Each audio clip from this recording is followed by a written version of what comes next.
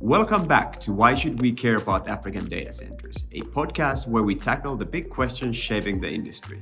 I'm Ville Vaklin, and today we are exploring what it really means for a data center to be green. Is it just about how a data center is powered, or is there more to it? And how do location, infrastructure, and regulation shape what's possible? In this episode, we'll hear from experts on how African data centers are powered, the role of different renewables, and the trade-offs between sustainability and business needs. Beyond energy sources, we'll look at certifications, sustainability standards, and what it will take to define green in an African context. But at the core of it all is one key challenge: power. No matter how efficiently a data center is designed, it's only as green as the energy that runs it. Let's get started. Data centers are a massive energy-hungry monster. To describe it in no other way. Energy vampires. Absolutely. So when we look at going, for example, renewable, and we know the efficiencies that solar is sitting at, we'll put in the solar, but it won't answer the entire question of feeding the energy vampire. The most it will do is it will give you a certain percentage of efficiency, which I would say is better than nothing. So yes, it's a challenge, but it's also something that should be considered by everyone. To kick things off, I want to get a clear definition of what a green data center actually is. I spoke with Faith Waitaka from Schneider Electric. So for me, a green data center starts all the way from the design phase. A lot of people I see in Africa build a data center first, and then they think about how to green it, which is a different roadmap. But for me, a green data center is a data center that has considered every aspect of sustainability. So environmental, social, and governance. And if you look at most of the world, the policy and the regulation is already built. In Africa, some countries have it, some don't have. But if a data center from the design phase or at one point in their lives has gone back to look into the environmental, the social, and the governance aspects that bring sustainability into their data center, so whether it's in terms of utility, is the grid green in the country that they're in, or do they need to add renewables? In terms of social, what social impact have they thought through in terms of their organization? And in terms of governance, are they looking at regulation and are they following it to make sure they're going green? So, it's not just about renewable energy. The whole ESG picture matters. Sustainability is a long-term commitment, not just a checkbox. The transition to greener energy has been a global trend for decades, but the recent policy shifts may impact the pace of change. I wanted to explore what this means for Africa's energy landscape. I spoke with James Hutton Mills. I think, in my mind, the science of climate change is clear, right? It is clear that fossil fuels and humanity is having an impact on the climate. What, unfortunately, is less clear is the politics of climate change. So what I mean by that is I don't think, unfortunately, climate advocates are doing a great job of outlining the cost and the transition necessary to move us away from fossil fuels. You look at the electric car panorama, and what you're already seeing is that unfortunately sales aren't as anticipated. We don't have the infrastructure in place for charging stations. So all of that comes back to the fundamental point, namely that the climate, the science of climate change is clear, but I think we all need to do a better job in terms of the politics. While political and economic shifts may create uncertainty, one thing remains clear: renewable energy isn't going away. In fact, for Africa, it provides an opportunity. There's a huge infrastructure gap to be made specifically in renewables, particularly in Africa.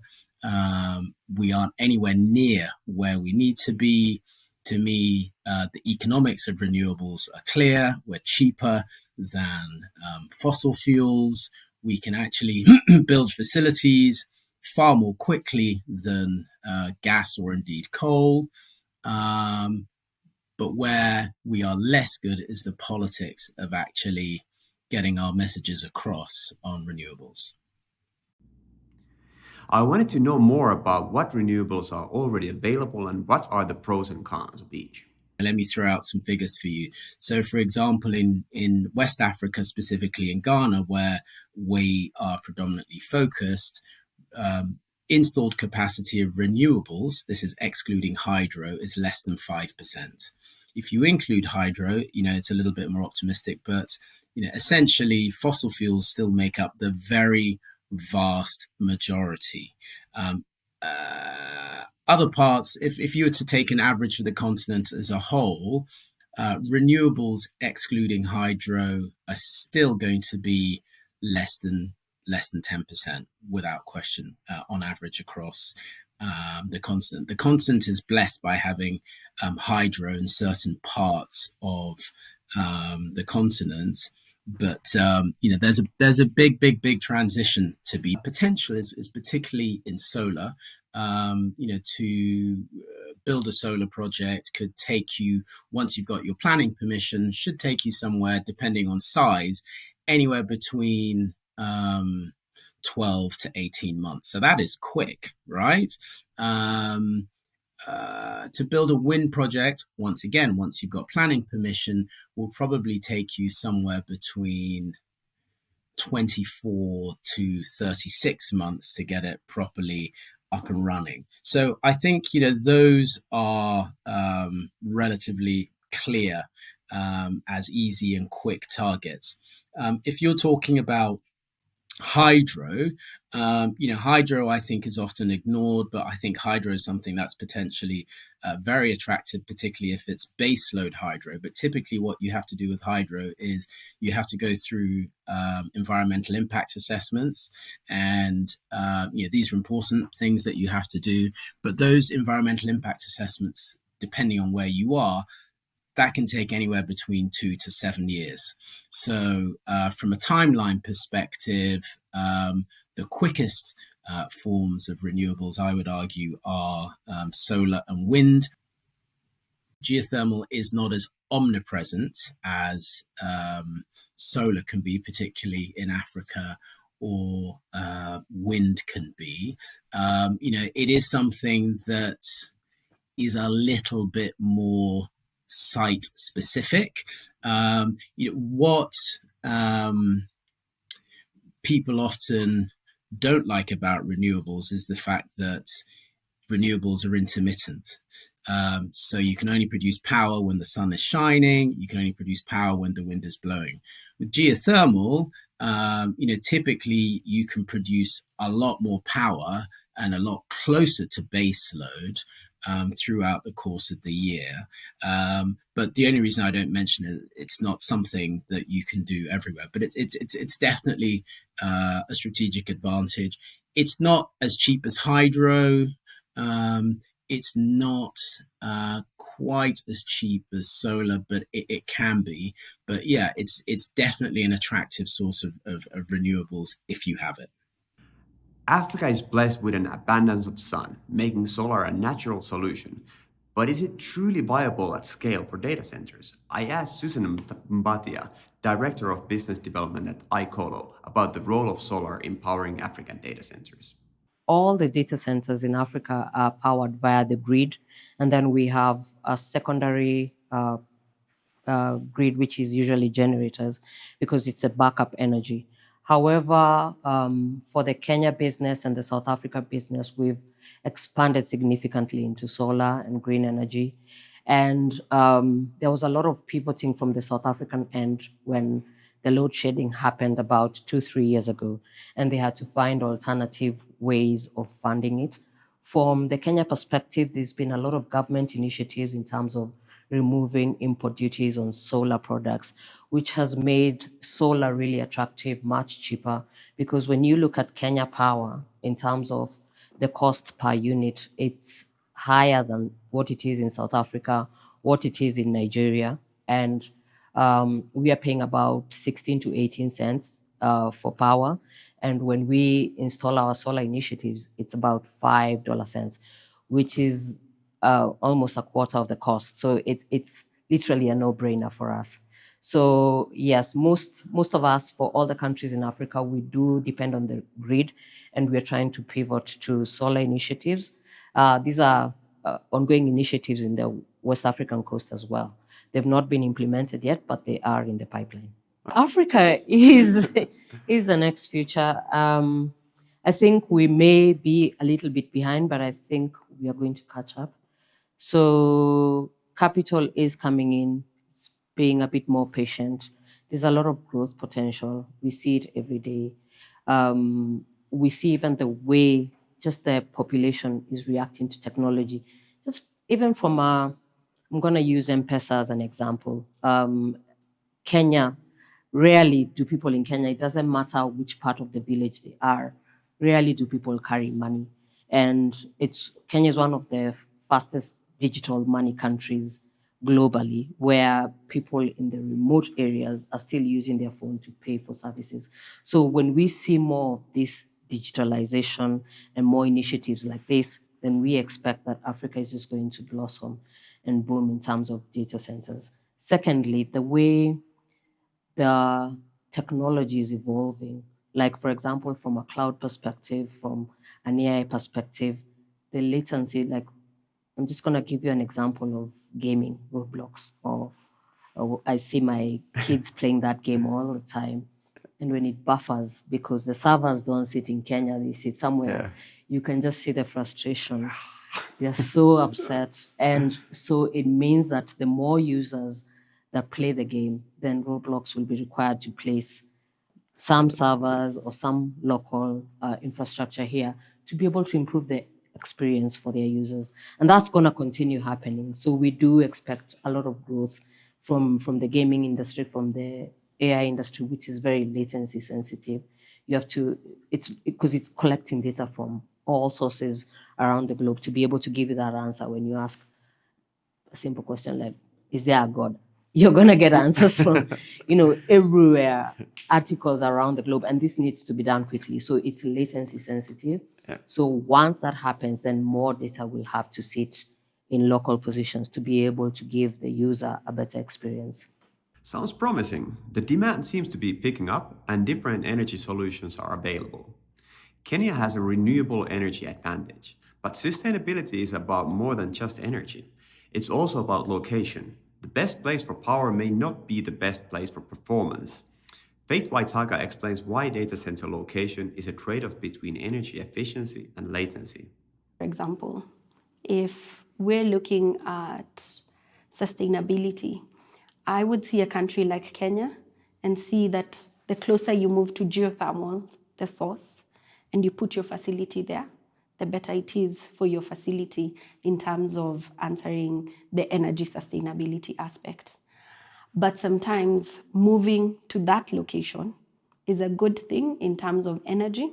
It's not a good thing in terms of latency and your clients.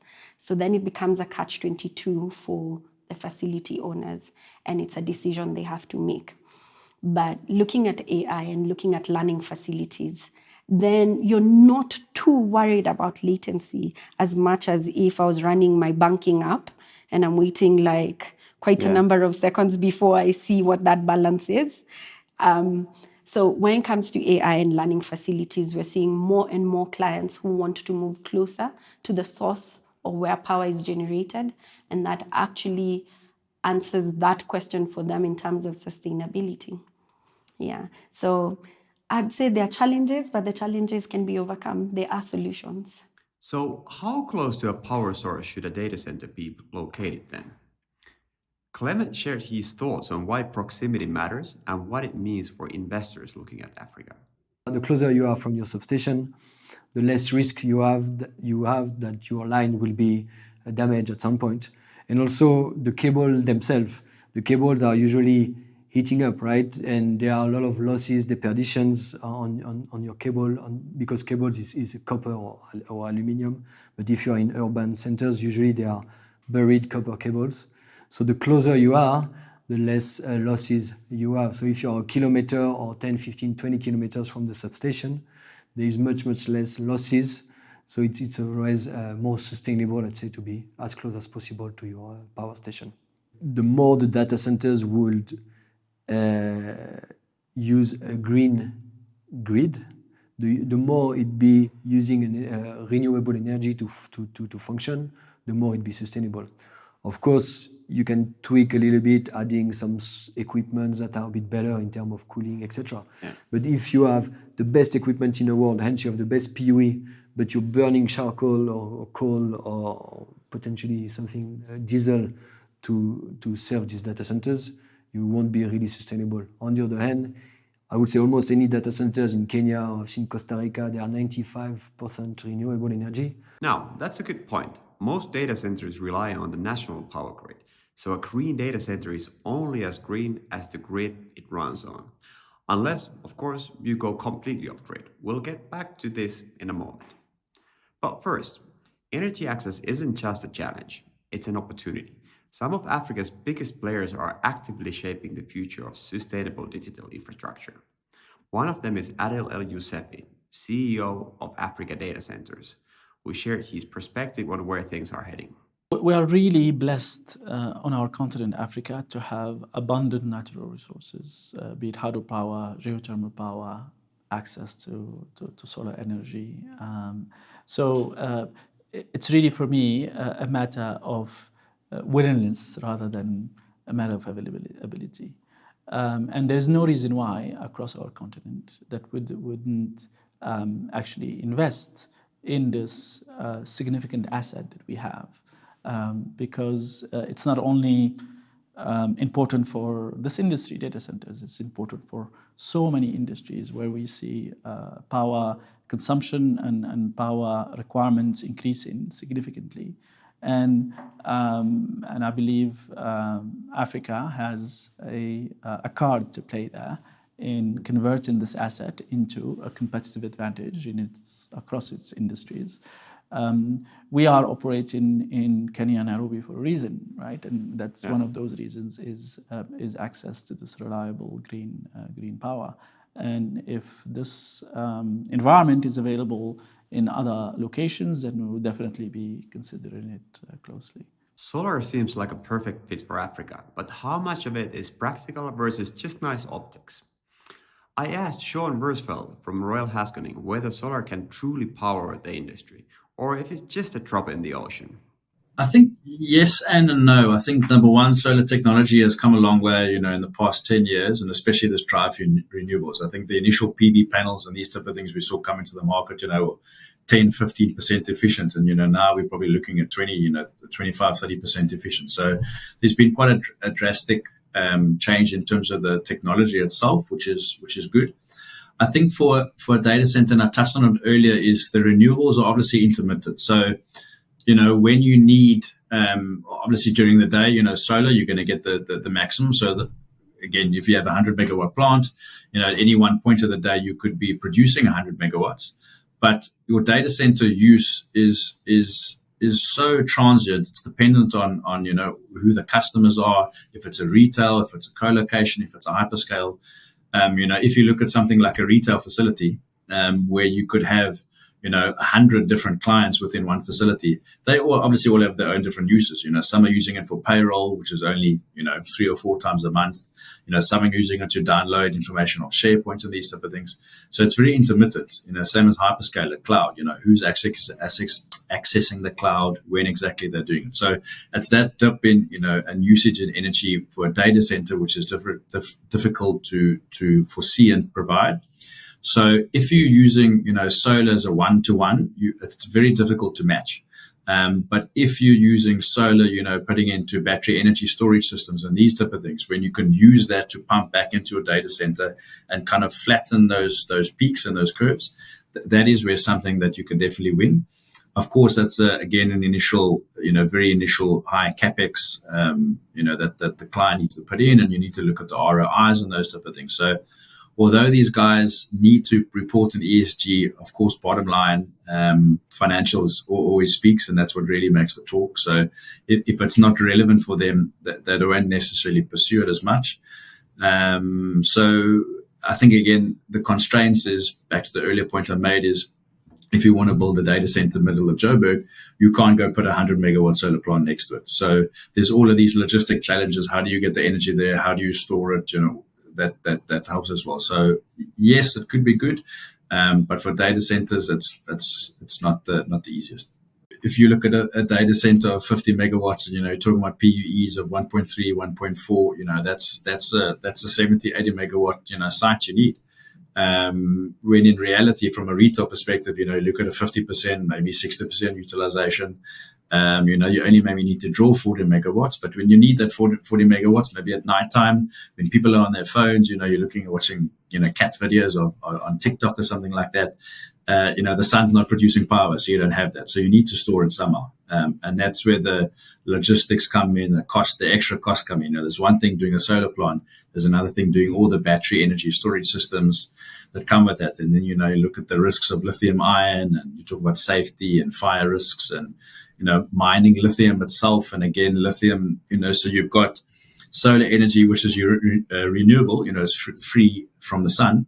But now we're mining lithium, which is now again fossil, all of these type of things. So there's a much bigger picture than just looking at the power itself. So it's a yes and no. Solar and wind too, combined with battery storage systems, will definitely be a part of the solution, especially in South Africa. Pavik Patni, VP for Corporate and Business Development at Ruxio Data Centers, speaks about how they navigate power issues in the second-tier markets. Again, I think we've been quite fortunate in some of our markets as well from an energy supply perspective. Most of the markets in which we operate are supplied by hydro, so they generate their energy from hydro, and as backup, just like all the data centers in Africa, we're using diesel generators. But the primary source of power is already quite green. Now, what we try to do from a green data center perspective, to make these data centers as sustainable as possible, is that from a power supply perspective, we make sure that we have redundant sources of power coming from the grid. So we're not relying on just one feed coming from the grid. We have multiple feeds coming from the grid from different substations. So that already takes down a little bit the risk of having downtime on the grid. Because if one substation goes down, we still have the other one that is still running, and we can still support that. And then, of course, if both go down at the same time, then we have then we're no longer running on the grid. Then we're using our generators. But what we've been pleasantly surprised to find, is that the uptimes in the markets in which we've been operating been really good. In most of the markets, in some of the markets, I'd say, for example, in Uganda, operating almost at 99% uptime on the grid, which is pretty much just green power. So we've been very fortunate in that way. But these data centers are also designed, when you think about sustainability, there's one which is like, how do you actually get the power into the data center? So you think about sustainability from a power supply perspective, then you need to think about it from a utilization perspective. So how do these data centers actually utilize the power that then comes in from the grid? And what we want to try and achieve is the highest level of efficiency. In data centers, we have this ratio, which is called the PUE ratio, which is the ratio that we're constantly trying to optimize and get these data centers to be running as efficiently as possible. Because the more efficient the data center, the less the data center needs to draw from the grid. And the case we try to make, especially to some of our customers, is that running small server rooms or running small data centers of their own by themselves in their own facilities can become very expensive because it's difficult for them to manage it from an energy perspective, from an efficiency perspective. These data centers are often running really efficiently, which end up costing almost 2 times more than what it would cost us to power the same kind of rack. And so yeah, that's how we think about it. We've been able to design the most efficient data centers as well on the continent. I think trying to set a benchmark for what we should be trying to achieve in Africa, but very much also, I think we could. The benchmarks are very close to what you would also find in more mature markets. Lars Johannisson, the CEO of Rack Center, has gone off-grid completely with their data center in Nigeria. Let's hear what he has to say about sustainability in the Nigerian market. We have a company partner in this case, which is the independent gas provider. So we access, you can say, the pipe, and that pipe produces and generates to us the gas that we need. Methane gas to the highest proportion, I would say, in this mix. But we actually, the way we set up, we could have different gases coming into the gas turbines with different efficiency levels. So essentially, we are, in this case, we are the user as a data center. We have a supplier of both the gas turbines infrastructure plus a separate supplier on the gas coming into our facility. And if that any time would be compromised, we can always fall back to our existing either solar / our diesel gensets. In our case, maybe we had a bit of a jumping start because we start very early on thinking of autonomy and thinking resilience.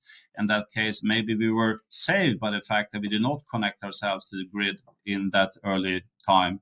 We might have been in a different position if we did not take that decision in 2013-14.